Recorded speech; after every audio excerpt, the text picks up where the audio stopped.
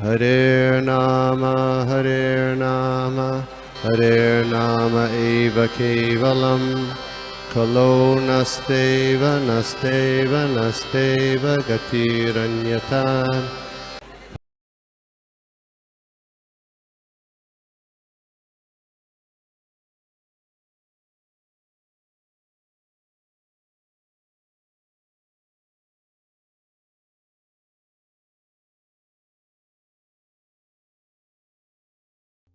Hare Krishna. Hare Krishna. Om Bhagavate Vasudevaya, Om Namo Bhagavate Vasudevaya, Om Namo Bhagavate Vasudevaya. Nigamakalpatarovargalitam phalam sukamkatam nityadravasamyutam pipata bhagavatam nasamalayam mugharagorasika bhuvibhavakaha. Narayanam namaskritya naram chaiva narottamam devim saraswatim vyasam tato jayam udhirayet.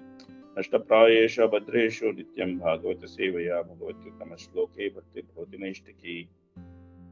तो आज का हमारा श्लोक होगा ये श्रीमद् भागवतम 30वीं स्कंद 8वें अध्याय में श्लोक नंबर 1 और 2।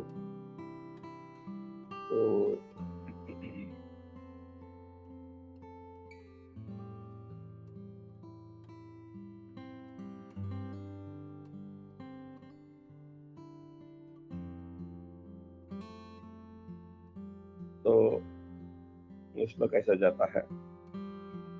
मैत्रेय उवाच सत्सेवनीयो अता पुरवंशो यं लोकपालो भगवत्प्रदानः बहुविधेहार्जिता कीर्तिमालां पदे पदे नूतन्यस्य अभिक्षणम्। इसका गोपी मनोहर जी हिंदी अनुवाद पढ़ेंगे। somebody can read the Hindi?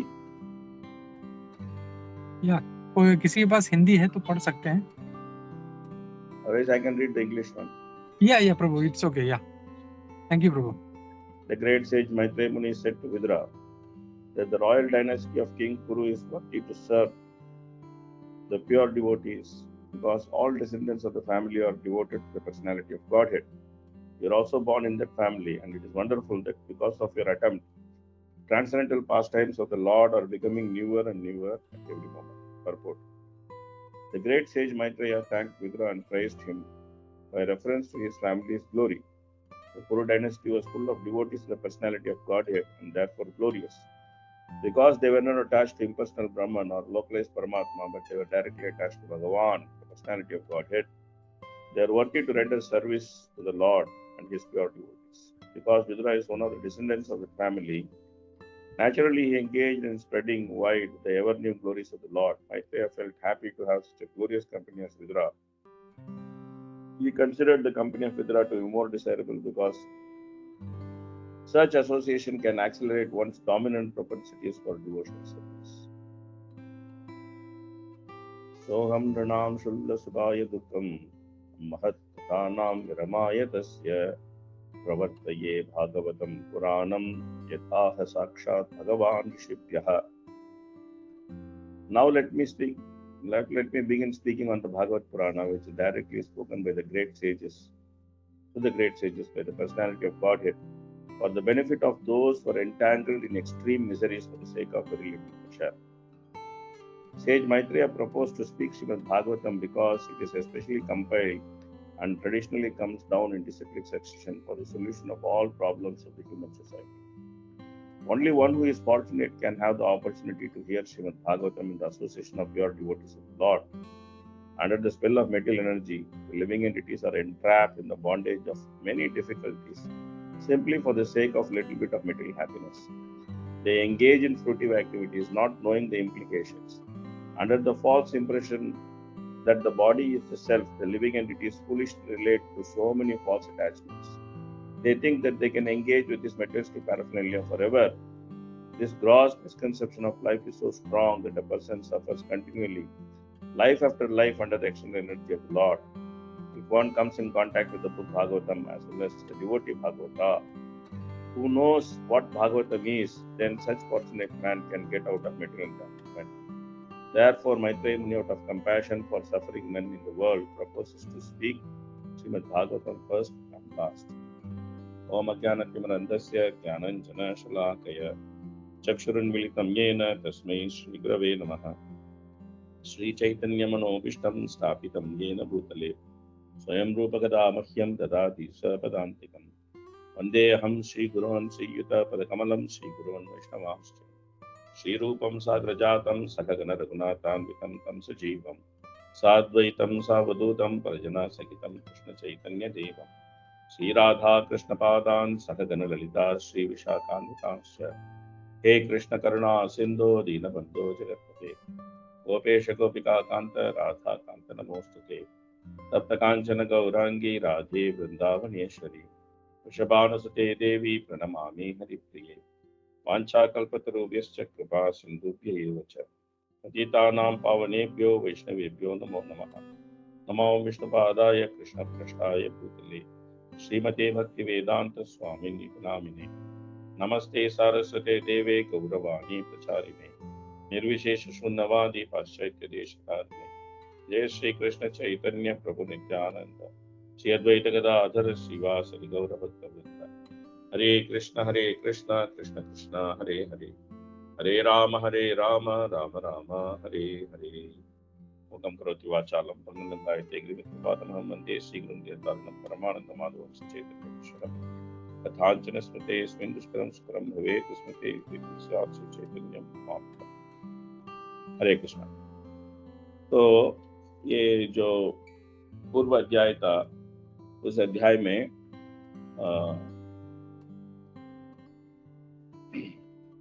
Vidur ने मैत्रेय मुनि को अनेक प्रश्न किए। तो उन्होंने अनेक प्रश्न मैत्रेय मुनि जी के सामने रखे हैं और मैत्रेय मुनि बहुत उत्साहित हो गए, क्योंकि आध्यात्मिक जीवन में ये प्रश्न उत्तर जो है ये बहुत बड़ा भूमिका निभाता है। क्योंकि प्रश्नों से मालूम पड़ता है कि जो श्रोता होता है वो सुनने के लिए कितना उत्सुक है। अगर कोई प्रश्न नहीं होता तो जो प्रवचन देता है या जो भागवत के विषय को बताता है उसको कोई प्रोत्साहित नहीं मिलता कि वो क्यों ये विषयों को बताएं। तो गुरु जो है जब अपने शिष्य बुद्धिमान और जिज्ञासु होता है तो उस शिष्य को गुरु पढ़ाने में बहुत रुचि रखता है। कोई कोई जिज्ञासु होता है लेकिन वो बुद्धिमान नहीं होता। तो वैसा जिज्ञासु होने से भी इतना कुछ उपयोग नहीं है। लेकिन जो बुद्धिमान भी है और जो जिज्ञासु जी भी है तो उनको सिखाने में गुरु बड़े रुचि रखता है। लेकिन जब जो प्रश्न करने वाला एक महान व्यक्ति हो और एक शुद्ध भक्त हो तो उत्तर देने वाला धन्य हो जाता है, क्योंकि वो जो महान व्यक्ति का प्रश्न है वो जो उत्तर देने वाला है उसको भी कल्याण करता है।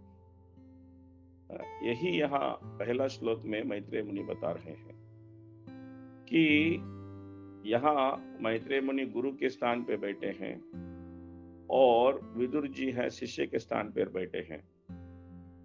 तो मैत्रेय मुनि उपदेश कर रहे हैं और विदुर जी उपदेश सुन रहे हैं। लेकिन मैत्रेय मुनि को ये भली भांति मालूम है कि विदुर जी कौन है और उनका महानता क्या है। तो इसके लिए मैत्रेय मुनि अपने आप को विदुर जी के संग में बहुत धन्य समझते हैं और विदुर जी की संग को उन्होंने बहुत प्रशंसा की है। वो यहाँ एक बहुत अहम विषय बताते हैं। वो विषय क्या है? उन्होंने बोलते हैं कि विदुर जी की संग में और विदुर जी की प्रश्नों के द्वारा भगवान श्री कृष्ण की कई लीलाओं का स्मरण करके उन लीलाओं को बताने के लिए उनका समय मिल रहा है, तो उन्होंने इस अवसर को बहुत बड़ा अवसर माना और वो अपने कृतज्ञता भी व्यक्त कर रहे हैं। और इसी समय विदुर जी को भी उन्होंने प्रशंसा किए हैं कि विदुर जी का जो प्रश्न है अपने परिवार और अपने परंपरा के योग्य प्रश्न उन्होंने किए हैं, क्योंकि इस दुनिया में बहुत लोग प्रश्न करते हैं, प्रश्न उत्तर से ही दुनिया चलता है, लेकिन उन कई करोड़ों का प्रश्न से कुछ किसी को लाभ नहीं होता है। अगर लाभ हुआ तो भी अल्प स्वल्प लाभ होता है और उस लाभ के कारण अनेक कठिनाइयों को सहना पड़ता है। ये दूसरा श्लोक में बताया गया है, शुल्ल सुखाय दुखम महत्। शुल्ल सुखाय मतलब बहुत कम सुख, बहुत कम सुख ले महत् दुख झेलना पड़ता है इन प्रश्नों से। वो क्या प्रश्न है? वो प्रश्न है शरीर के आधार पर और मन के आधार पर इंद्रियों का तृप्ति कैसा किया जाता है। ये प्रश्नों से यही परिणाम निकलता है कि शुल्ल सुखाय दुखम महत्। जब एक व्यक्ति अपने आप को शरीर समझता है और अपने पहचान को शरीर से सीमित रखता है, शरीर मतलब दोनों शरीर, सूक्ष्म शरीर और स्थूल शरीर। स्थूल शरीर जो हम देख सकते हैं और सूक्ष्म शरीर जो है मन बुद्धि अहंकार है, इन्हीं में अपने पहचान को सीमित रखता है और इनके आधार पर सुख पाने के लिए प्रश्न करता है।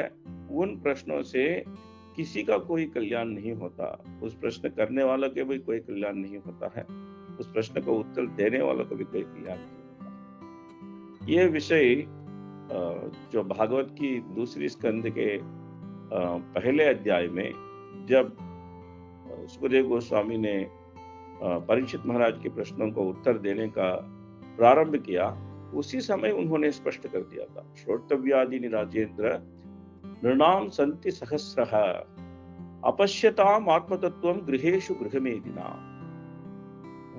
बहुत अच्छा श्लोक है। श्रोतव्यादीनि राजेंद्र नृणाम संति सहस्रशः।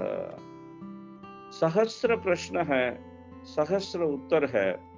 इन प्रश्नों को हर दिन किया जा रहा है, इनका उत्तर हर दिन दिया जा रहा है। इसके बारे में निद्रा आहार भय मैथुन के बारे में सहस्रों प्रश्न हर दिन उठाया जा रहा है और सहस्रों जवाब दिया जा रहा है।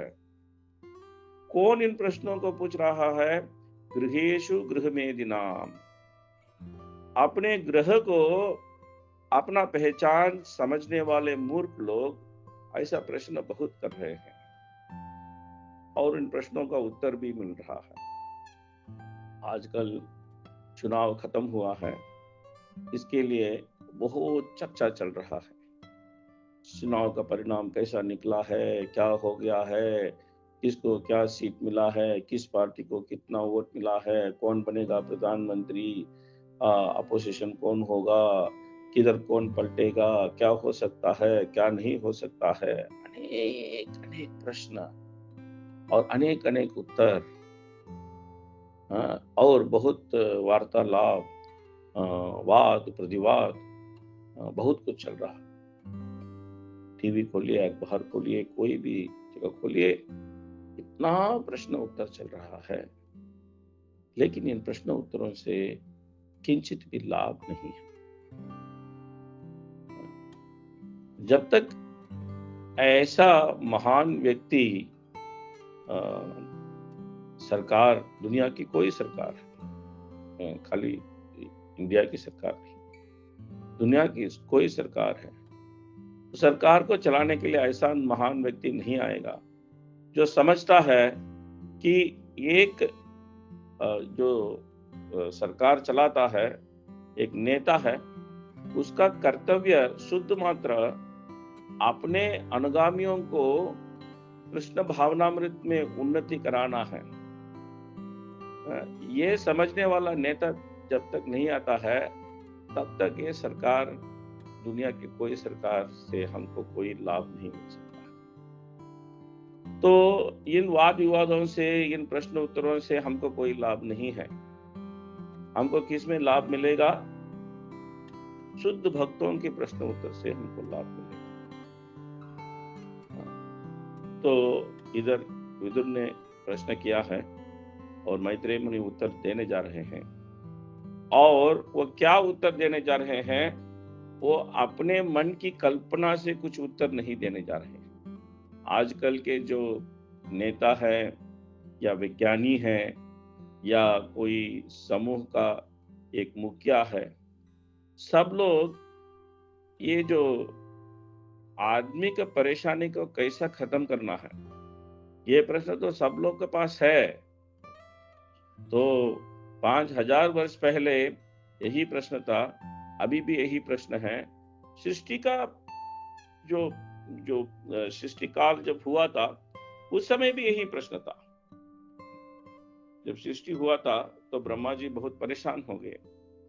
अपने परेशानी खत्म करने का वो रास्ता देख रहे हैं, वो अपने परेशानी खत्म करने का हल ढूंढ रहे हैं। उन्होंने भी यही किया। तीसरी स्कंद में इसका वर्णन है कि अभी आएगा कि उन्होंने उनका जन्म हो गया उस कमल में, और उस कमल की कोश से वो देख रहे हैं कि मैं कौन हूँ, मेरा कैसा इधर जन्म हो गया, मेरे जन्मदाता कौन है, कैसे मैं इनको जाके देखूं। उन्होंने अपनी तरफ से अपने परेशानी को दूर करने के लिए उन्होंने कोशिश किया, लेकिन उनके कोशिशों का परिणाम ये निकला कि वो प्राण के भय को जो अनुभव किए, प्राण के भय को अनुभव किए। उन्होंने सोच रहे थे कि मेरा प्राण चला जाएगा, तो उन्होंने सोचा एक कमल की कोश है, यही अच्छा है। वो वापस चढ़ गए, वो कमल के कोश में बैठ गए। और बाद में उनको अपने मन से प्रेरणा मिला कि तपस्या करके भगवान श्री कृष्ण को खुश करने से सब विषय का हल हो सकता है। तो उन्होंने तपस्या किया और भगवान श्री कृष्ण का उनका दर्शन भी हुआ। दर्शन होने के बाद उन्होंने खूब सुंदर प्रार्थनाओं को उन्होंने भगवान के सामने रखा, और उसके बाद भगवान ने उनको वरदान दिया और सृष्टि का कार्य आगे चलने लगा। तो ब्रह्मा भी परेशान थे, हम भी परेशान हैं। तो इसके लिए इस दुनिया को भगवान श्री कृष्ण एक स्पेशल सर्टिफिकेट दिए हैं। उन्होंने क्या सर्टिफिकेट दिए हैं? उन्होंने इस दुनिया को सर्टिफिकेट दिए हैं कि दुखालयम अशाश्वतम, दुखालयम अशाश्वतम। ये इस दुनिया का स्वभाव है, ये दुख का आलय है और यहाँ कोई विषय शाश्वत नहीं रख सकता है। सुख भी शाश्वत नहीं है, दुख भी शाश्वत नहीं है।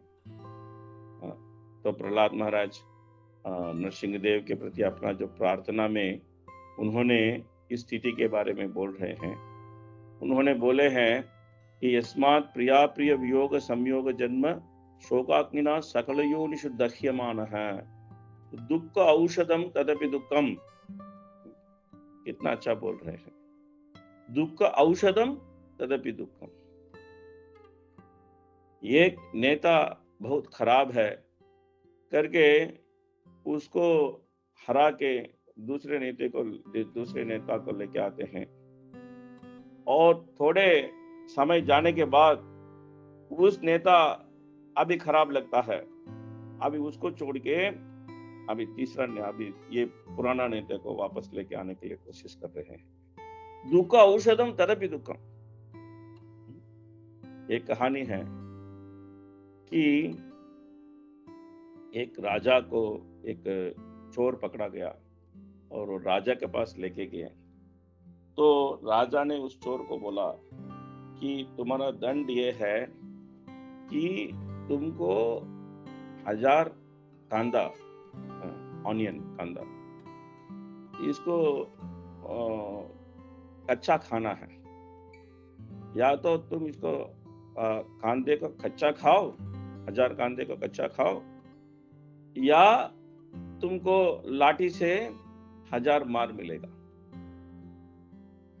तो चोर सोचा लाठी से मार मिलने से अच्छा कांदा खाना है, तो कांदा खा लेंगे। तो जब उन्होंने कांदा खाना लगा, उसका इतना जलन हो गया कि उसका आंख से इतना पानी निकलने लगा, उसका पूरा गर्दन में इतना जलन हो गया, पेट में इतना जलन हो गया। तो वो सोचा अरे कांदा खाने से लाठी से मार खाना अच्छा है। तो उन्होंने बीच में रोक दिया, बोला राजा को हमको लाठी से मारिए, कांदा हमसे खाना नहीं जाता। तो राजा ने आदेश दे दिया लाठी से मारो इसको।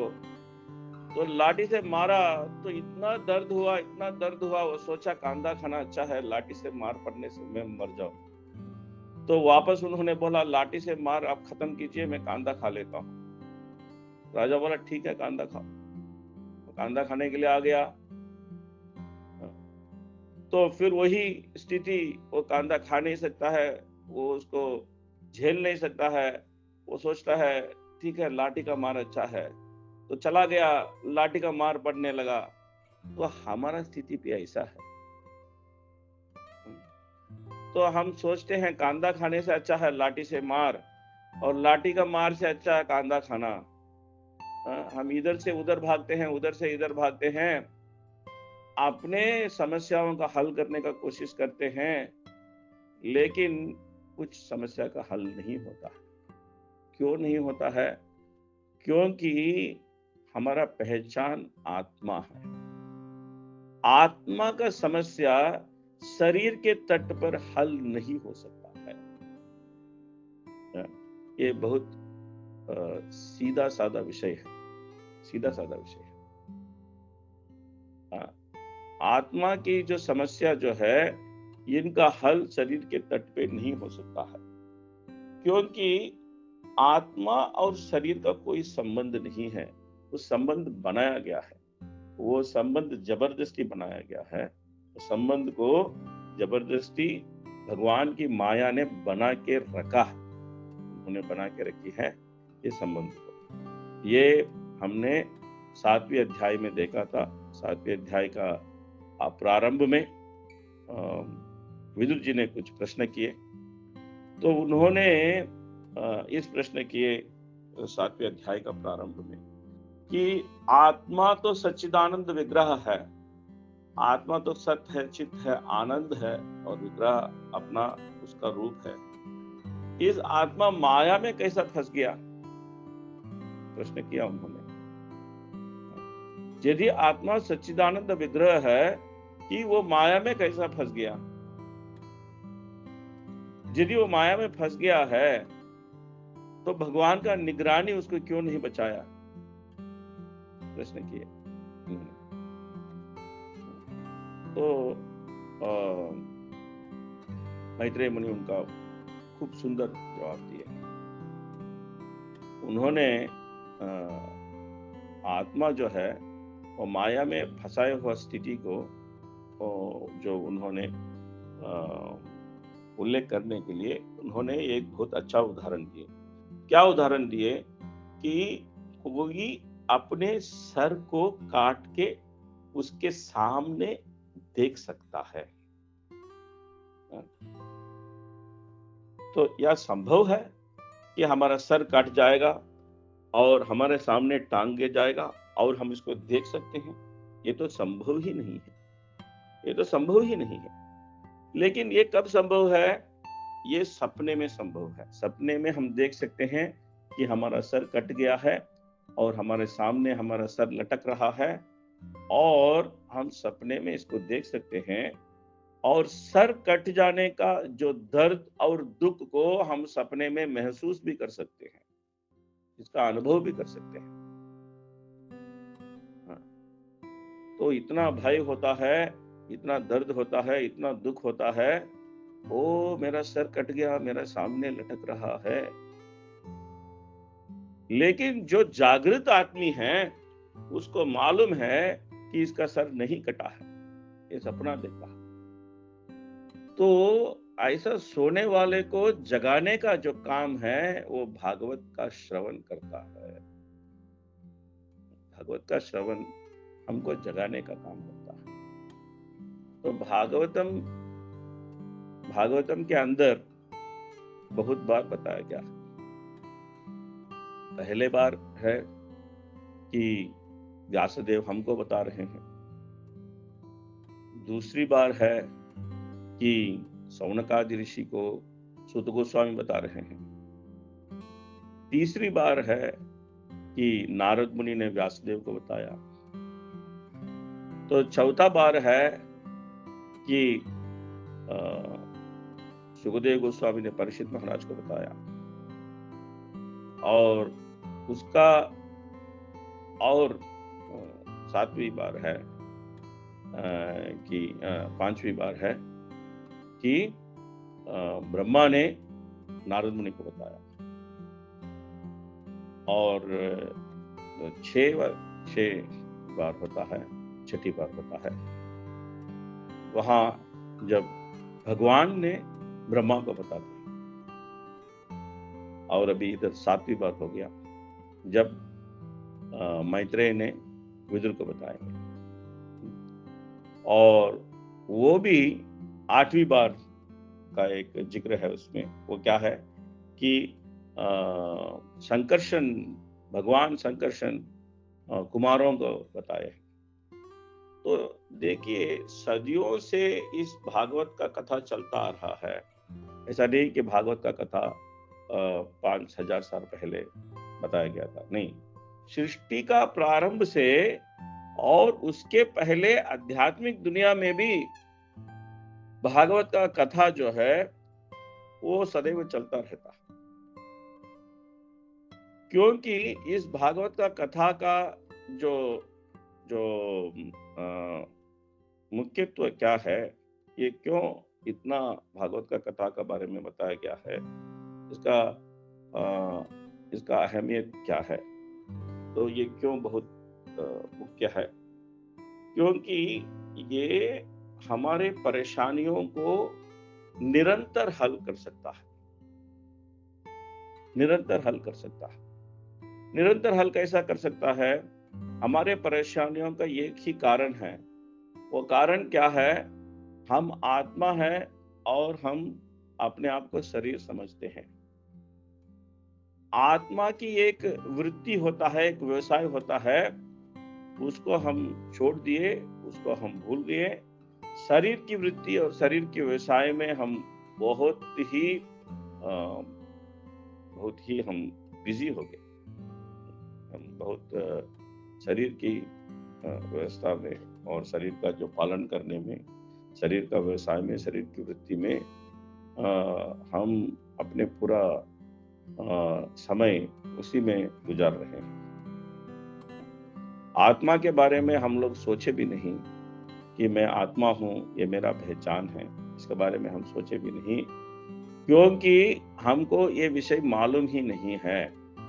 हम अविद्या से पूरी तरह, अविद्या हमारे चेतना को ढकेल चुका है।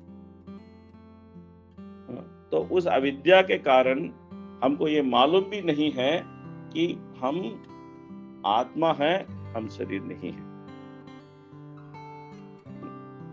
भाग्यपूर्वक कोई एक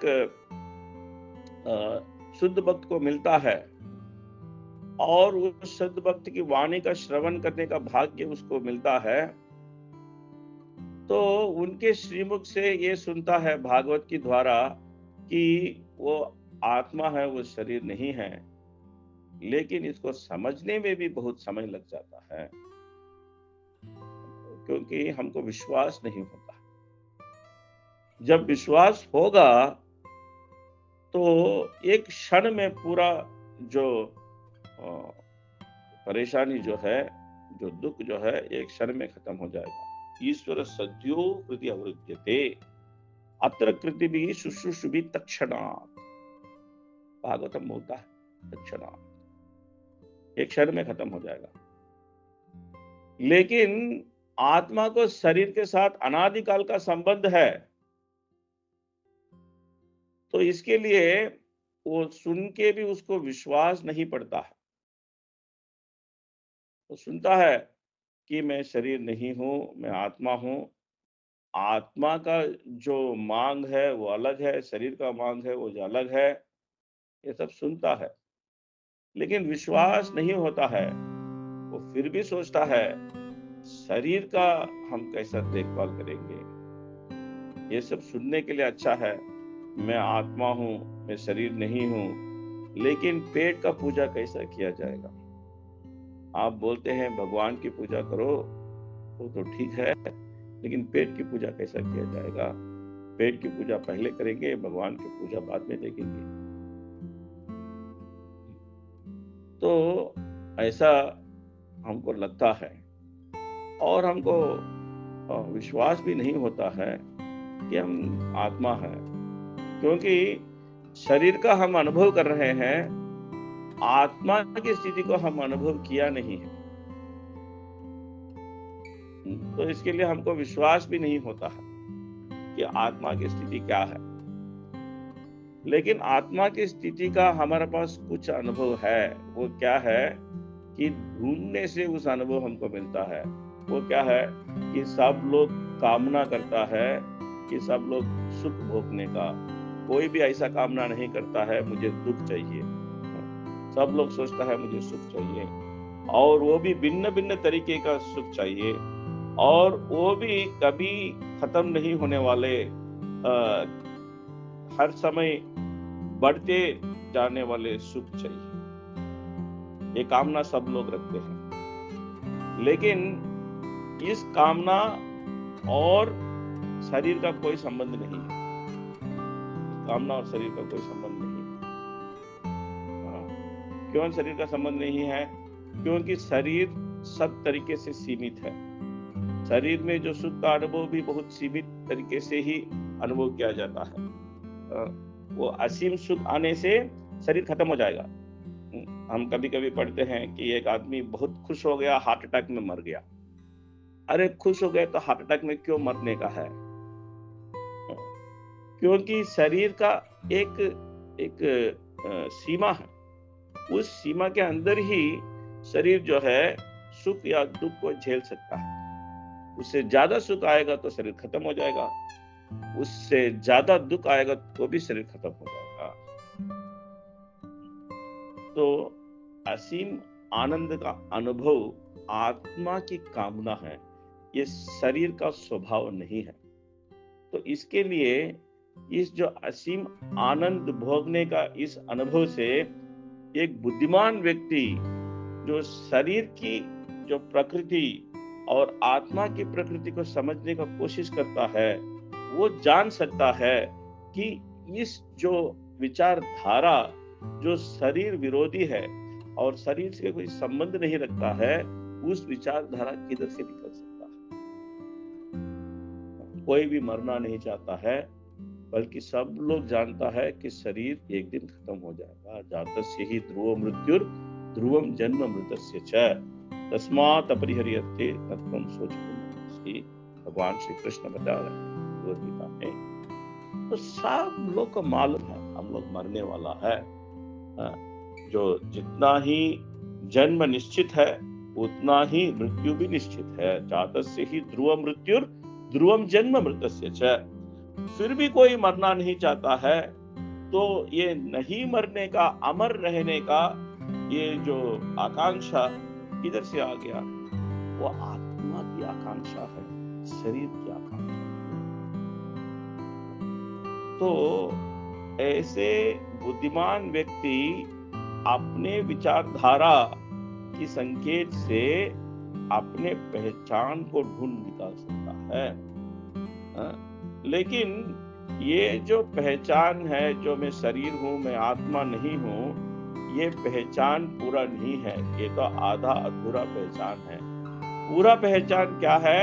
आत्मा, मैं आत्मा हूं, मैं भगवान के सदैव दास हूं। दिव्य स्वरूप होय कृष्णेर नित्य दास। मैं भगवान का नित्य दास हूं। भगवान श्री कृष्ण की सेवा करना ही मेरा परो धर्म है। सवै पुंसाम परो धर्मो ये तो भक्तिर अधोक्षजे अहेतुकी अप्रतिहता एयात्मा सुप्रसिद्धि। तो यही मेरा परम धर्म है, यही मेरा परो धर्म है। तो इस धर्म को जब मैं पालन करूंगा तब मुझे आत्मा की तट का अनुभव होगा। इसको सिखाने के लिए भागवत है, इस विषय को सिखाने के लिए भागवत है। क्योंकि भागवत में सब लोग परेशान हैं, सब लोग परेशान हैं। शरीर के दृष्टिकोण से देखा जाए तो भागवत में सब लोग परेशान हैं। जैसा परीक्षित महाराज को 7 दिन में मरना है, सुखदेव गोस्वामी ऐसा एक आदमी है जो एक जगह रुकते भी नहीं है, गांव-गांव भटकते हैं, जगह जगह भटकते हैं। दूध दोहन का समय तक ही एक जगह में रुकते हैं, उससे ज्यादा नहीं रुकते हैं, भटकते रहते हैं। और वो दिगंबर है, कपड़े भी नहीं पहने हुए हैं, नंगा घूमते हैं। तो फिर हर व्यक्ति भागवत में देखिए सब लोग परेशान है। ब्रह्मा परेशान है, इंद्र परेशान है, देवता परेशान है, असुर परेशान है, सब लोग परेशान है। लेकिन इस परेशानी की दुनिया में कोई शांत है, कोई शांत है, अपने में पूरा संतुष्ट है। आत्मरामश्च मुनयो निर्ग्रंथा गुरुक्रमे कुर्वन्ति अहैतु किं भक्तिं इत्थं भूतगुणो हरि। बहुत अच्छा श्लोक है, बहुत मधुर श्लोक है।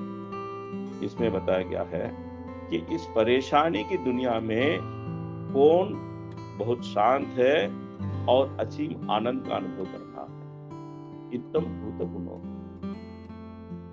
भगवान श्री कृष्ण की गुणगान जो करता है, जो भागवत को सुनता है और भागवत का बात करता है, जो भागवत के बारे में कथा करता है, जो भागवत को सुनता है, वो शुद्ध भक्त बहुत असीम आनंद का अनुभव कर सकता है। तो वहां हमारा हल है, हमारा पहचान को पहचानने में हमारा हल है। जैसे आप समझिए कि कोई एक बस में जाके बैठ गया, तो बस का कंडक्टर आया, पूछा आप कौन है, तो इसने बोला मुझे मालूम नहीं है। ठीक है, आप किधर से आया है, मुझे मालूम नहीं है। आपको किधर जाना है, मुझे मालूम नहीं है। तो कंडक्टर क्या करेगा, वो बोलेगा मुझे मालूम है आपको किधर जाना है, आपको पागल खाना में जाना है, बता दे, बोल देगा कि आपको पागल खाना में जाना है। हमारा स्थिति भी ऐसा ही है। एक शरीर में एक माँ बाप की संतान के रूप में हम क्यों आए, किस तरह आए, ये हमको मालूम नहीं है। हमारे जीवन में कितने लोग हमारे साथ आए हैं इस जीवन की जो सफर में, कोई बीच में आया है, कोई चला गया है, कोई मर गया है, कोई बिछड़ गया है, कोई दोस्ती बना लिया है, कोई दुश्मन हो गया है। ये लोग क्यों आए, क्यों हमको अपने अपने अनुभव के भागीदार बनाए, चाहे वो अच्छे हो चाहे वो बुरे हो, ये हमको मालूम नहीं। और जब ये शरीर खत्म होने का दिन आएगा, हम किधर जाएंगे ये भी हमको मालूम नहीं है। तो पागल की तरह आए हैं, पागल की तरह जिए हैं, पागल की तरह मरे हैं। नूनम प्रमत्त कुरुते विकर्म यत् इंद्रिय प्रीतिः आपनोति न साधु मन्ये यथात्मनो हम असन्नतपि क्लेशासते। बहुत अच्छी तरह ऋषभदेव बताते हैं। नूनम प्रमत्तः, मत्तः का मतलब पागल है, प्रमत्तः मतलब पूरी तरह पागल है। नूनम प्रमत्तः मतलब है कि इसमें कोई शक नहीं है कि 100% ये पागल है। नूनम प्रमत्तः कुरुते विकर्म, जो नहीं करना है वो किया है। वो क्या है, यत् इंद्रिय प्रीतिः, अपने आप को शरीर समझ के शरीर के इंद्रियों का प्रीति करना अपने जीवन का लक्ष्य समझा है। न साधु ये बहुत अच्छा नहीं है। ये क्यों अच्छा नहीं है? यथा आत्मनो अयम, मैं तो आत्मा हूं, मैं शरीर नहीं हूं। यथा आत्मनो अयम, मैं आत्मा हूं, शरीर नहीं हूं। लेकिन जो कार्य मैं कर रहा हूं, अपने आप को शरीर समझ के जो कार्य मैं कर रहा हूं, ये कार्य मुझे एक शरीर से दूसरा शरीर में बांध दे रहा है। इतना जोर से बांध दे रहा है कि शरीर के संबंध को मैं तोड़ ही नहीं सकता है, और शरीर के संबंध से अनंत क्लेशों का अनुभव करना पड़ता है। असन्नतपि क्लेश आसते है। तो शरीर के संबंध को कैसा तोड़ना है? इस शरीर के संबंध को कैसा तोड़ना है?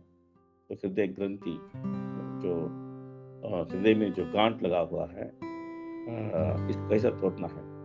तो भागवत में पहले स्कंद में बताया क्या है? यद अनुद्यासीन युक्त कर्म ग्रंथि निबंधनम छिंदन्ति कोविदस्तस्मै कोन कुर्यात् तथारथि। बहुत बहुत अच्छा श्लोक है। यद अनुद्यासीन युक्त कर्म ग्रंथि निबंधनम, चिंदंती, चिंदंती का मतलब काट रहे हैं। किसको काट रहे हैं? कर्म ग्रंथि निबंधनम, आत्मा को शरीर के साथ बांध के देने वाले की कर्म की ग्रंथि है, इसको काट रहे हैं। काटने के लिए तलवार चाहिए, आसीन तलवार चाहिए, उसको उठाया है। वो तलवार क्या है? जो बुद्धिमान व्यक्ति उस तलवार को उठाता है। चिंतन की कोविदा, कोविदा मतलब बुद्धिमान व्यक्ति, बुद्धिमान व्यक्ति उस तलवार को उठाता है। वो तलवार क्या है? भगवान की कथा का तलवार है। कौन कुर्यात् कथा रथिम, कौन भगवान की कथा में को सुनने में रुचि नहीं रखेगा? कौन कुर्यात् कथा रथिम, कौन ऐसे जो तलवार, ज्ञान की तलवार जिससे हृदय ग्रंथि को काट डाला जाता है, उस तलवार को सुनने में कौन रुचि नहीं रखेगा? यह प्रश्न पूछा जाता है। इस प्रश्न का जवाब है कि कलयुग में कोई इस पर रुचि नहीं रखता है, क्योंकि कलयुग में लोग इतना मूर्ख है और इतना परेशान है और इतने अंधे हैं कि उनको समझ में नहीं आता है तो वो कौन है, समझ में नहीं आता। इसके लिए कृष्णे सुधामो भगते धर्मज्ञानादिभिः सह कलौ नष्टदृशाम् एष पुराणार्कोऽनुमोदितः। भागवत का बारे में भागवतम ही बताता है। भगवान श्री कृष्ण स्वधाम चले गए हैं तो धर्म और ज्ञान उनके साथ चला गया, और कलयुग में अज्ञान का अंधकार हो गया। इस अंधकार को खत्म करने के लिए एक सूरज जैसा निकला है। वो क्या निकला है? इस भागवत पुराण एक सूरज जैसा निकला। तो जो व्यक्ति इस भागवत पुराण का शरण लेता है, वो अज्ञान की अंधकार से दूर होता है और भगवत भक्ति की प्रकाश में प्रवेश करता है। असतो मा सद्गमय तमसो मा ज्योतिर्गमय मृत्यो मा अमृतंगमय। जो वेद हमको पुकारता है, वेद ज्ञान हमको पुकारता है, असतो मा सद्गमय, शरीर में मत उलझो, आत्मा के तट पर आ जाओ। तमसो मा ज्योतिर्गमय, अज्ञान पे मत रहो। ये मत सोचो कि तुम शरीर हो, ये मत सोचो कि तुम भगवान हो। दोनों मूर्खता है। एक मूर्ख सोचता है कि मैं शरीर हूं, दूसरा मूर्ख सोचता है कि मैं भगवान हूं। दोनों मूर्ख हैं। अपने आप को शरीर समझने वाला भी मूर्ख है, अपने आप को भगवान समझने वाला भी मूर्ख है। तो ज्ञान में आ जाओ, जीवे स्वरूप है कृष्ण। तमसो मां ज्योतिर्गमय, ज्ञान के अंधकार में मत हो, ज्योतिर्मय ज्ञान में आ जाओ। मृत्यो मां, मरने के लिए शरीर मत ले लो, अमृत का पान करो। अमृतम तुम्हारे, नित्य जीवन का अमृत का पान करो। वो क्या है? पिबत भागवतम रसम आलय। कितना अच्छी तरह बताया, पिबत भागवतम रसम आलय। आलयम का मतलब है जो भगवत धाम पहुंचने वाले, भगवत धाम पहुंच चुके हैं, जो अपने आध्यात्मिक पहचान को पूरी तरह अनुभव कर चुके हैं। पिबत भागवतम रसम आलय। तो इसके लिए मैत्रेय मुनि ने विदुर को, जब विदुर को देखा था तो उन्होंने ये प्रश्न किया था। क्या प्रश्न किया था? उन्होंने एक प्रश्न किया था कि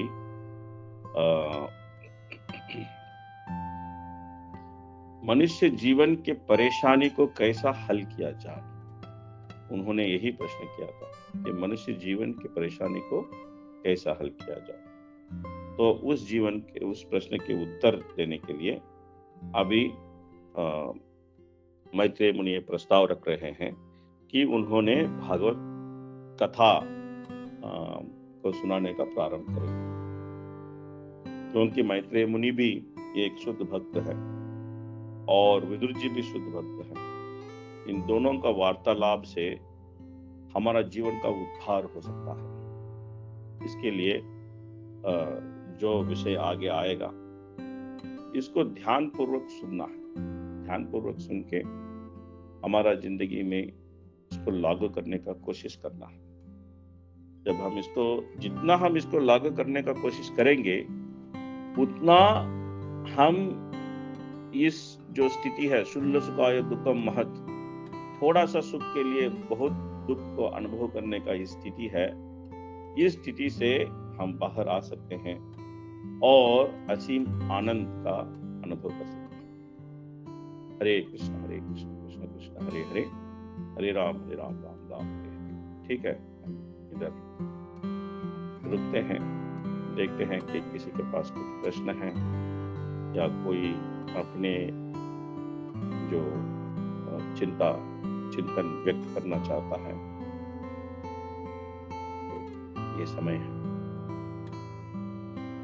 तो कोई हाथ उठाया है? हरे कृष्ण गुरु जी। हरे कृष्ण माता जी। हरे कृष्ण प्रभु जी, मैं पहली बार आई हूँ यहाँ, लेकिन मुझे ये, हाँ, मैं भागवत कथा में पहली बार सुन रही हूँ, और वैसे तो मैं भगवद गीता में सुनती हूँ, तो प्रभु जी बताते हैं, मैं तो सुनती हूँ, लेकिन मुझे ये बताइए कि ये दोनों कैसे ये करने का। मेरे पास भगवद गीता है लेकिन भागवत नहीं है, तो मैं क्या करूँ?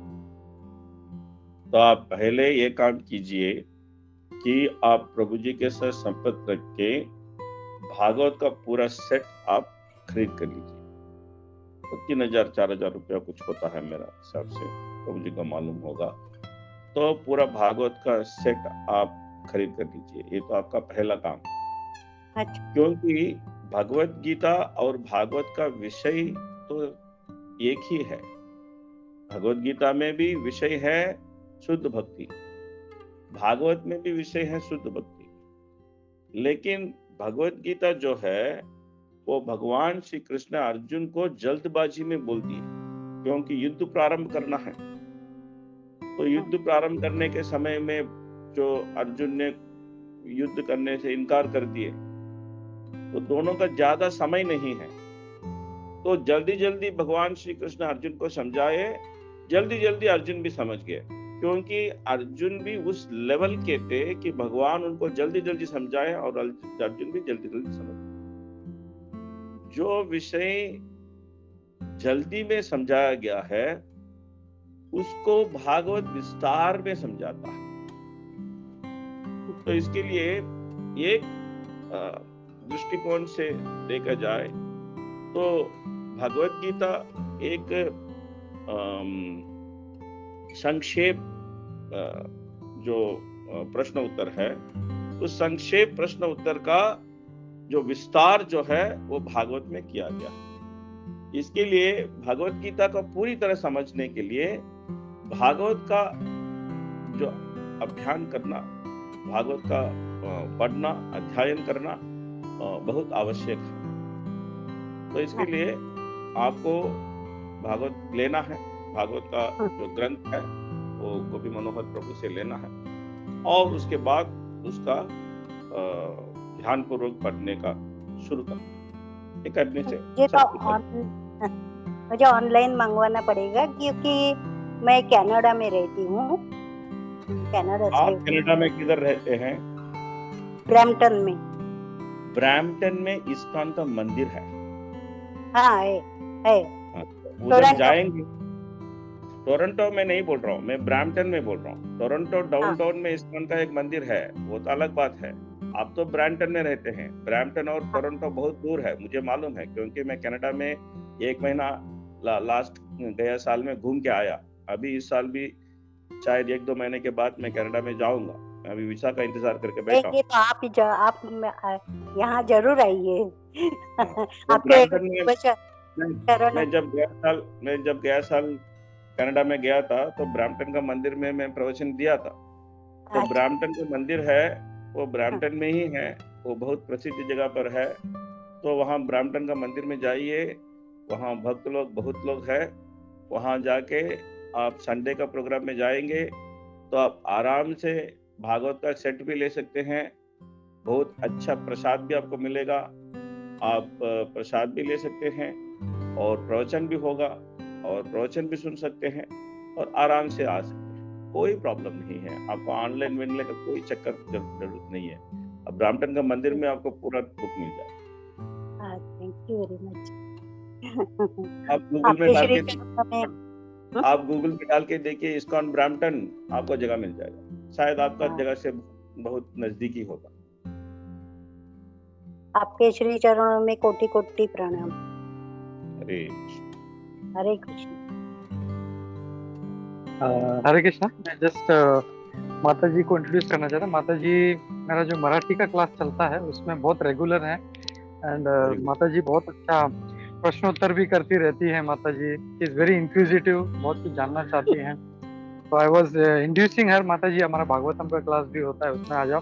तो माता जी आज फर्स्ट टाइम ज्वाइन किया है एंड आपकी वजह से भी पता चला कि माता जी घर के पास में ही इस्कॉन है, तो she can take that Bhagavatam. माता जी भागवतम ले सकती हैं, संडे टू संडे मंदिर जा सकती हैं। तो थैंक यू फॉर दैट प्रभु जी। हरे कृष्णा। बहुत सुंदर मंदिर है ब्रैम्पटन में और वो लोग बड़ा मंदिर बनाने के लिए भी कोशिश कर रहे हैं। कुछ बहुत अच्छा। आप आइए, यहाँ आएंगे तो आप जरूर आइए। वीजा मिल जाएगा।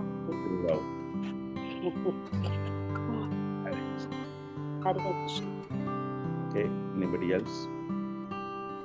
Yeah, हेमांगिनी माता जी had raised her hand. Hemangini माता जी। हरे कृष्णा प्रभु जी, दंडवत प्रणाम। सभी को दंडवत। प्रभु जी बहुत सुंदर क्लास अपने लिए प्रभु जी, और अपने फ्रॉम बिगिनिंग प्रश्न कैसे होने चाहिए, शरीर के आधार पर जो प्रश्न होता है उसका कोई मतलब नहीं होता, जो अगर आत्मा के आधार पर है तो ही वो प्रश्न हमें कुछ आगे लेके जा सकते हैं। प्रभु जी आपने बहुत अच्छे से ये बातें एक्सप्लेन करी और फिर प्रभु जी समझ में आया कि आत्मा जो है वो, आत्मा की समस्या शरीर के स्तर पर नहीं होती, आपने कहा। So this body is the only vehicle to go back home, back to godhead. मुझे और आपने ये भी अच्छे से समझाया कि हम आत्मा के जो है स्वरूप को भूल गए, यही हमारे सबसे बड़ी दुख की कारण है कि हम हमारे आत्मा के स्वरूप को ही भूल गए। प्रभु जी आपने एक बात भी बहुत अच्छे से, मैंने आज पहली बार सुनी कि कामना और शरीर का कोई संबंध नहीं, आपने कहा था। जो कामना है वो आत्मा की होती है ओरिजिनली, शरीर का उसके साथ कोई संबंध नहीं होता। जैसे हम हमेशा जीना चाहते हैं, दैट इज बिकॉज आत्मा इज इटर्नल, तो आत्मा की ये कामना होती है। तो ये पॉइंट मुझे बहुत अच्छा लगा प्रभु जी, और वेरी रिलेटेड, मतलब समझ सके प्रभु जी इस बात को हम। और आपने कहा कि इस आत्मा को इस सटल बॉडी से अगर हमें, मतलब जो मन बुद्धि अहंकार के जो ट्रैप में आत्मा है, अगर उसको छुड़ाना है उससे, तो तलवार का काम है भगवान की कथा। तो ये भगवान की कथा का अगर तलवार की तरह से यूज करते हैं, उपयोग करते हैं, तो हम आत्मा को छुड़ा सकते हैं उससे प्रभु जी। और आपने ये भी अच्छे कहा कि भागवत पुराण का मनुष्य के जीवन में कितना अच्छा संबंध है, आपने बहुत डिटेल में उसको समझाया प्रभु जी। और अच्छे से समझ भी आया प्रभु जी। एंड जो आपने कहा कि जीवेर स्वरूप है कृष्णेर नित्य दास, that is the one and only knowledge जो है, जो एक भक्त को हमेशा याद में रखना चाहिए। और अगर हम, जैसे आपने देखा कि हम छोटे छोटे सुखों के लिए भागते रहते हैं एंड खुद को बहुत बिजी कर लेते हैं छोटे, और उसमें से हमें कितनी सुख मिलती है, थोड़ी बहुत सुख मिल जाते हैं उसमें से, कई क्षणों के, कई घंटों के, लेकिन हम उसी में एंटेंगल लगे हुए रहते हैं। पर ये भक्ति में अगर हम कृष्णा कॉन्शियसनेस में आते हैं, भगवत कथा, भक्तों का असंग, इससे हम डेफिनेटली इस चीज का महत्व समझ सकते हैं कि ये सब चीजें बहुत टेम्पररी है, हमें परमानेंट हैप्पीनेस के लिए देखना है प्रभु जी। प्रभु जी, और आपने एक बात कही थी, बुद्धिमान और जिज्ञासु। बिगिनिंग में प्रभु जी आपने कहा था कि भक्त जो क्वेश्चन पूछता है उसे सिर्फ जिज्ञासु होना सफिशिएंट नहीं है, ही हैज टू बी बुद्धिमान also, intelligent also. In that case only guru is interested to answer his questions. तो प्रभु जी हम इसको कैसे समझेंगे कि हम जैसे मैं अगर मेरी बात करूं तो आई डोंट नो कि जिज्ञासा तो है, लेकिन बुद्धि है या नहीं वो पता नहीं प्रभु जी, तो कैसे समझेंगे प्रभु जी इस बात? ये एक बुद्धिमान का लक्षण है कि वो योग्य व्यक्ति से प्रश्न करता है, यही बुद्धिमान का लक्षण। प्रश्न तो किसी से भी कर सकता है, लेकिन योग्य व्यक्ति से प्रश्न करना बुद्धिमान का लक्षण है। बुद्धिमान और ज्ञानवान में फर्क है। ज्ञानवान है, उसके पास ज्ञान है, लेकिन बुद्धिमान के पास ज्ञान होने का जरूरत नहीं है, लेकिन उसका इतना बुद्धि है कि वो योग्य जो व्यक्ति है उसको ढूंढ के प्रश्न कर सकता है। जैसे आपने कृष्ण भावनामृत में आए और भक्तों के संग में हैं, तो आप बुद्धिमान हैं। ये तो मेरा राय नहीं है, ये भागवत का राय है। जो भागवतम में बताया गया है, कृष्ण वर्णम तुषा कृष्णम संगो पंगास्त्र पार्षदम यज्ञ ही संकीर्तन प्रायर यजंति ही सुमेधसः। सुमेधसः का मतलब है बहुत बुद्धिमान। तो जो संकीर्तन आंदोलन में भाग लेने के लिए आता है और भगवान श्री चैतन्य का जो मार्ग पे चलता है, और जो भगवान के चैतन्य का मार्ग पे चलने वाले शुद्ध भक्तों का शरण लेता है, वो बुद्धिमान व्यक्ति है। तो आप भी बुद्धिमान व्यक्ति हैं, क्योंकि आप इधर हैं। बहुत सरल बात है। थैंक यू सो मच प्रभु जी। सीधे आप मायापुर धाम से आज क्लास ले रहे हैं, तो हमें भी मायापुर धाम के दर्शन, हम सभी के लिए आप प्रे करिए प्रभु जी कि हम भी आपके जैसे सिंसियर भक्त बन पाए प्रभु जी। हरे कृष्णा। धन्यवाद, प्रणाम प्रभु जी, थैंक यू सो मच। हरे कृष्णा। और एक दो हाथ भी ऊपर है, सुहृद माधव प्रभु। हरे कृष्ण प्रभु, बहुत प्रणाम। हरे थैंक यू प्रभु, बहुत ही सुंदर क्लास था, लाइक आई ओपनर। मतलब वही वरिष्ठ भक्तों से जब हम सुनते हैं तो बहुत सारे जो हमारी अटैचमेंट है, आसक्ति दूर होती है। और प्रभु मुझे जस्ट आपने जो एक श्लोक का अभी वर्णन किया था उसका प्लीज, ये जो दुख औषधम तथापि दुखम, जो वो उसका रेफरेंस और एक बार अगर आप बता सकते हैं प्रभु, बहुत ही सुंदर उसका मीनिंग था। और जैसे आपने उसके बारे में बताया था, ये हम बताते हैं। बहुत सुंदर क्लास था प्रभु, थैंक यू सो मच।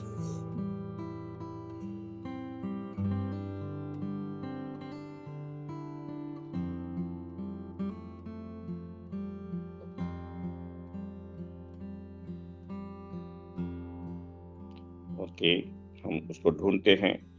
उसके बीच में दूसरा प्रश्न किसी का है, तो दूसरे एक हाथ भी ऊपर था। हरे कृष्णा प्रभु जी। हरे कृष्णा प्रभु जी। हरे कृष्णा प्रभु जी, धन्यवाद, प्रणाम प्रभु। या प्रभु, first of all thank you so much. और मतलब बहुत अच्छे सा ये सेशन था प्रभु, आई ओपनर सेशन था प्रभु। प्रभु जी, मेरा एक सवाल था प्रभु, आज जो आपने प्रभु जी ये अपनी स्थिति के बारे में बताया, in that you gave that example, वो एनालॉजी दिया प्रभु, दैट कांदा और उसका प्रभु। तो हमारी स्थिति भी वैसी, मतलब वी आर, मतलब हमें हमेशा वो प्रॉब्लम्स फेस करना ही पड़ता है। तो प्रभु हम लोग हमेशा ये भक्ति में हम सुनते हैं कि जब हम भक्ति में आते हैं तो हम जैसी भक्ति स्टार्ट करते हैं तो हम वो जो प्रॉब्लम्स है वो भी हमारा स्टार्ट हो जाता है। तो ऐसे भक्त लोग बोलते हैं कि भाई ये आपका कर्म, जो आपका कर्म है वो कट रहा है। तो प्रभु बिकॉज हम वो स्थिति में नहीं है, तो हम वो फिर वो प्रॉब्लम्स की वजह से हम वो डाइवर्ट हो जाते हैं प्रभु, बिकॉज प्रॉब्लम्स की वजह से हम फिर वो जप कर नहीं सकते, और मतलब बहुत थोड़ा मतलब वो इंटरेस्ट खत्म हो जाता है बिकॉज प्रॉब्लम्स इतना आ जाता है। तो हाउ वी कैन बैलेंस ये भक्ति को और वो जो प्रॉब्लम्स फेस करने का जो बैलेंस है, how we can maintain that one प्रभु? तो ये तो पहला हमारा गलत विचार है कि भक्ति में आने से प्रॉब्लम शुरू होता है। आपको मैं एक उदाहरण बताता हूँ। एक आदमी कैंसर से पीड़ित है, तो कैंसर उसका अंदर बढ़ रहा है, लेकिन वो डॉक्टर के पास नहीं गया क्योंकि कैंसर उसको परेशान नहीं किया। लेकिन एक दिन कैंसर उसको परेशान करेगा, तो उस समय वो डॉक्टर के पास जाएगा, तो डॉक्टर उसका जांच करेगा और बोलेगा कि आपका 4th स्टेज कैंसर है, अभी आपको मरना है। तो ऐसा नहीं कि उसका कैंसर पहले नहीं था, उसका कैंसर पहले से था, लेकिन उसको मालूम नहीं था। जब वो डॉक्टर के पास गया तो डॉक्टर उसको जांच करके बोला आपको 4th स्टेज कैंसर है, आपको अभी मरना है। तो जो भक्ति में नहीं है उसका स्थिति भी ऐसा ही है। तो उसको मालूम नहीं है कि उसको प्रॉब्लम है, वो मरना है। वो सोच रहा है कि मैं तो कभी नहीं मरूंगा, मेरा बाप मर गया, मेरा दादा मर गया, मेरा कुत्ता मर गया, मेरा बिल्ली मर गया, लेकिन मैं नहीं मरूंगा। पागल आदमी है, ऐसा सोचता है, ऐसा ही जीता है। लेकिन उसको मरना पड़ेगा। तो वो परेशान है, लेकिन वो ये जानता नहीं है कि वो परेशान है। वो सोचता है मैं बहुत ठीक हूँ। तो कोई लोग एक दूसरे से मिलते हैं, तो एक आदमी दूसरा आदमी से पूछता है कि आपका हाल कैसा है? तो बोलता है बिल्कुल फर्स्ट क्लास, बहुत अच्छा हूँ। कौन अच्छा है? आत्मा शरीर के अंदर रह के कैसा अच्छा हो सकता है? लेकिन मूर्ख है, मालूम नहीं है। लेकिन जब भक्ति में हम आते हैं तो अपने परेशानियों को हमारा पहचान हो जाता है कि मैं परेशान हूं। जब तक हम भक्ति में नहीं आए, जब तक वो डॉक्टर के पास नहीं गए, तब तक उसको मालूम नहीं पड़ेगा कि उसके पास कैंसर है। डॉक्टर के पास जाने के बाद मालूम पड़ा उसके कैंसर है। जब मालूम पड़ गया तो रोने लगता है। जब तक मालूम नहीं था तब तक वो कूद रहा था। वो इतना अच्छा स्थिति नहीं है, क्योंकि उसको तो मालूम पड़ना है और मरना है। तो परेशानी तो ऑलरेडी है। ऐसा नहीं कि भक्ति में आने के बाद परेशानी आ गया। भक्ति में आने के बाद परेशानियों को हम पहचानने का हमको बुद्धि मिल गया। तो हमको लगता है अरे ये तो हम तो इतना परेशान हैं, लगता है कि हम इतना परेशान हैं। तो जो व्यक्ति उसको समझ में आ गया कि मैं परेशान हूं, उस व्यक्ति उसका बुद्धिमानता ये है कि उस परेशानियों को वो पूरी तरह हल करे। अगर हम डॉक्टर के पास गए और बोलते हैं डॉक्टर मुझे बहुत परेशानी हो रहा है बीमारी से, तो डॉक्टर बोलता है ठीक है आपका जांच कर लेंगे। तो डॉक्टर ने आपको जांच किया और बोल दिया आपको ये परेशानी है, आप ये दवाई है, ये दवाई ले लीजिए। तो डॉक्टर प्रिस्क्रिप्शन लिख दिया, तो आप भी फार्मेसी में चला गया और सब दवाई ले लिया, और घर में आके सोचते हैं मैं तो इतना परेशान हूं कि मैं कैसा दवाई खाऊं, दवाई नहीं खा सकता हूं, मैं बहुत परेशान हूं। तो दवाई नहीं खाए, तो 4 दिन के बाद वापस डॉक्टर के पास चले गए और डॉक्टर को बोले डॉक्टर मेरा परेशानी कम नहीं हो गया, मेरा परेशानी ज्यादा हो गया। डॉक्टर अच्छा मेरा परेशानी ज्यादा हो गया, तो क्या हुआ, आपने दवाई लिया? डॉक्टर हमने दवाई खरीद किया, लेकिन आपने दवाई खाया? नहीं डॉक्टर, हम तो बहुत परेशान थे, इसके लिए हम दवाई नहीं खाया। डॉक्टर आपको लात मार के भगा देगा। अरे हमको पागल समझ गया क्या? मैं तुमको प्रिस्क्रिप्शन लिखूंगा और तुमको बोलूंगा ये खाओ, तुम्हारा परेशानी हल हो जाएगा, और तुम वापस आके बोलेगा मेरा परेशानी ज्यादा हो गया, तो मैं पूछूंगा तुमको दवाई खाया, तुम बोलेगा नहीं खाया, खरीद किया। तो जो आदमी इस्कॉन को आता है वो दवाई खरीद करता है। जो आदमी इस्कॉन में रहता है और भक्ति का अभ्यास करता है वो दवाई को खाता है। दवाई को खरीद करने से जो बीमारी का हल नहीं होता है, दवाई को खाने से बीमारी का हल होता है। तो इसके लिए बुद्धिमान व्यक्ति का लक्षण है कि वो मालूम होता है उसके पास परेशानी है, और परेशानी को हल करने के लिए हमको भक्ति का अभ्यास करना पड़ेगा। तो परेशानियों के बीच में वो भक्तों का संग लेके, भक्तों का शरण लेके, भक्तों का राय लेके, भक्तों के पास जो डिस्कस करके अपने जो हृदय को खोल के मुझे ये ऐसा ऐसा हो रहा है, इससे मैं कैसा बच सकता हूँ, क्या कर सकता हूँ करके, वो जो वरिष्ठ भक्तों का जो शरण में रह के भक्ति का अभ्यास करेगा, उसका परेशानी कम हो। तो यही रास्ता है। ठीक है, अभी श्लोक पूछा, श्रीमद् भागवतम 7:9-17 जो पहले वाले प्रभु जी पूछे थे, वो हम जो श्लोक बोल रहे थे वो क्या श्लोक का रेफरेंस पूछे थे, 7:9-17। यस्मात् प्रिया प्रिय वियोग संयोग जन्म शोकाग्निना सकल योनिषु दह्यमानः दुःख औषधम तदपि दुःखम अतद्याहम भूमन भ्रमामि वदमे तव दास्य योगम। ये तो श्लोक है, ये प्रहलाद महाराज का जो प्रार्थना है। O great one, O supreme lord, because of combination with pleasing and displeasing circumstances and because of separation from them, one is placed in most regrettable position within the heavenly or hellish planets, as if burning in the fire of lamentation. Although there are many remedies by which one can get out of miserable life, any such remedies in the material world are more miserable than the miseries themselves. Therefore, I think that the only remedy is to engage in your service. Kindly instruct me in such service. बहुत beautiful श्लोक है। Okay, आप इसको मनन कर सकते हैं और आप इस श्लोक को हर दिन नरसिंहदेव के सामने प्रार्थना के रूप में बोल सकते हैं, इस श्लोक का उच्चारण कर सकते हैं। तो नरसिंहदेव का कृपा भी आपको मिलेगा, प्रहलाद महाराज का कृपा भी मिलेगा, प्रभुपाद जी का भी कृपा मिलेगा। तो बहुत अच्छा प्रार्थना। हरे कृष्ण। तो अभी हम थैंक यू प्रभु, thank you so much. Hare Krishna, thank you very much. ग्रंथराज श्रीमद् भागवतम की जय, श्रील प्रभुपाद की जय, गौर प्रेमानंदे। हरि हरि बोल।